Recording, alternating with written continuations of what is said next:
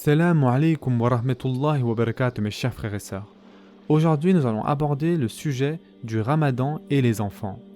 Les enfants découvrent certaines notions fondamentales lors du mois de Ramadan. L'enfant qui jusqu'à ce jour, vivait centré sur ses désirs et qui, aussitôt affamé, cherchait à se rassasier, apprend à différer son désir, à patienter et à s'imposer une autodiscipline. Dans les premières années, les enfants apprennent nombre de choses en les observant, en particulier au sein de leur famille, et en les imitant. Un enfant qui voit les membres de sa famille prier se rapprochera ainsi davantage de la prière. Du fait qu'elle constitue un acte individuel, la prière diffère quelque peu du jeûne.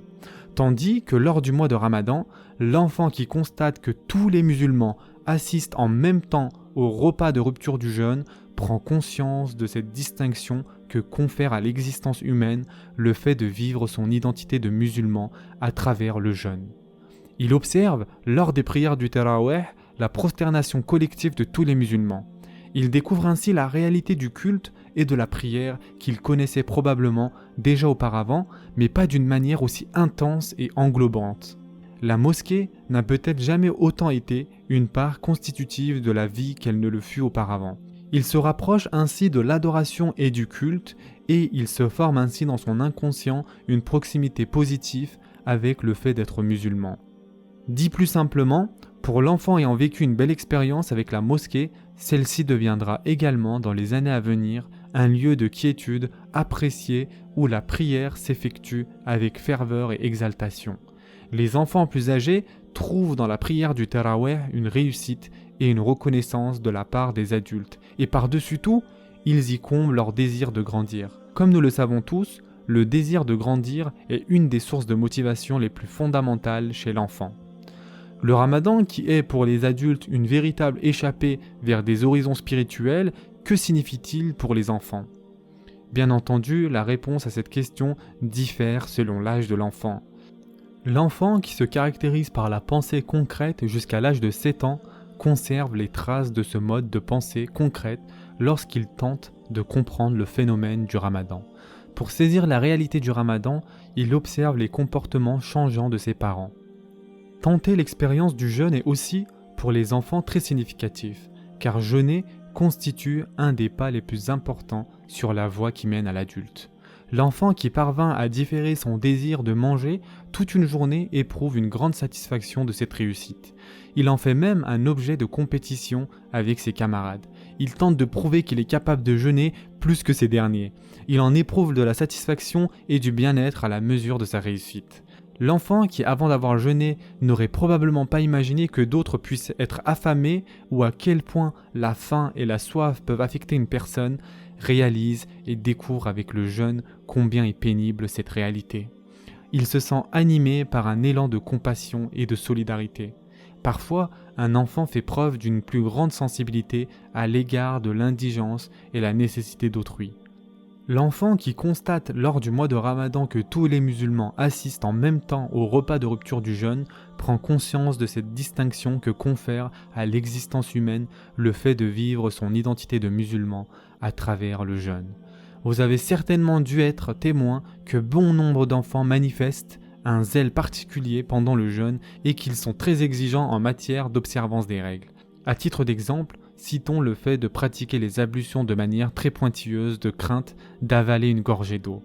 Car sur le plan du développement moral, l'enfant est beaucoup plus rigoureux qu'un adulte et il ne dispose pas de sa souplesse et de sa capacité d'interprétation.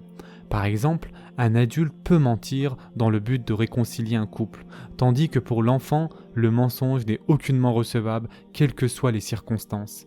C'est pourquoi il aura tendance à dénoncer jusqu'au bout et sans répit les erreurs.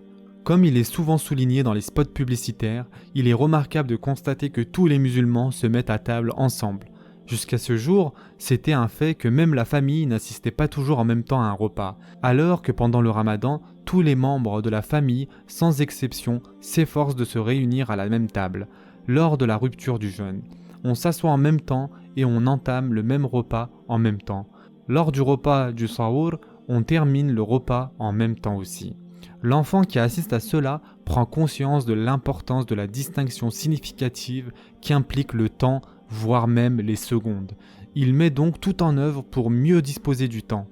Bien entendu, cette présente attitude de compréhension chez l'enfant est étroitement liée au niveau de conscience de la famille à ce sujet et de sa compétence à expliquer et à transmettre ce message à l'enfant.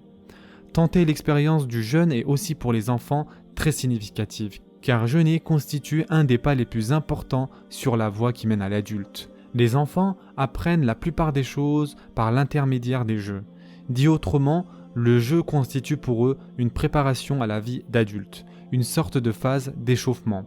De la même façon, le jeûne pratiqué par les enfants, qui est parfois que d'une demi-journée ou quelques jours pendant le mois de Ramadan, représente une préparation au véritable jeûne. Donc, l'enfant apprend certaines notions fondamentales à la faveur du mois de Ramadan. L'enfant qui jusqu'à ce jour vivait centré sur ses propres désirs et qui, lorsqu'il était aussitôt affamé, cherchait à se rassasier, apprend à différer son désir, à patienter et à s'imposer une autodiscipline. Il réalise la misère des indigents et des plus démunis. Il cherche à leur venir en aide et ce faisant, son intelligence émotionnelle et sa capacité d'empathie s'en trouvent accrues. Il prend aussi conscience de l'importance du temps et de la maîtrise de soi-même. Et tout cela se développe. Bien entendu, il convient de considérer le point suivant. N'oubliez pas que l'impatience que vous manifestez à l'égard de vos enfants par des propos tels que « Je suis en état de jeûne, je ne te supporte plus », ces querelles et ces mauvais comportements ne permettront pas à nos enfants d'acquérir les qualités évoquées précédemment. Le plus important dans tout cela, c'est que nous faisions du mieux qu'on peut et qu'on mette tout en œuvre pour éduquer nous-mêmes nos enfants de sorte que nous puissions saisir la chance d'être pour eux un exemple. Dit plus simplement, le Ramadan est une des plus belles occasions qui s'offrent à nous pour l'éducation du caractère. Non seulement notre propre caractère, mais aussi le caractère de nos enfants. Ceci est la fin de l'épisode 10 de ce spécial Ramadan 2020. Je vous souhaite dès maintenant un bon iftar. Prenez soin de vous mes chers frères et sœurs et à très prochainement, Inch'Allah.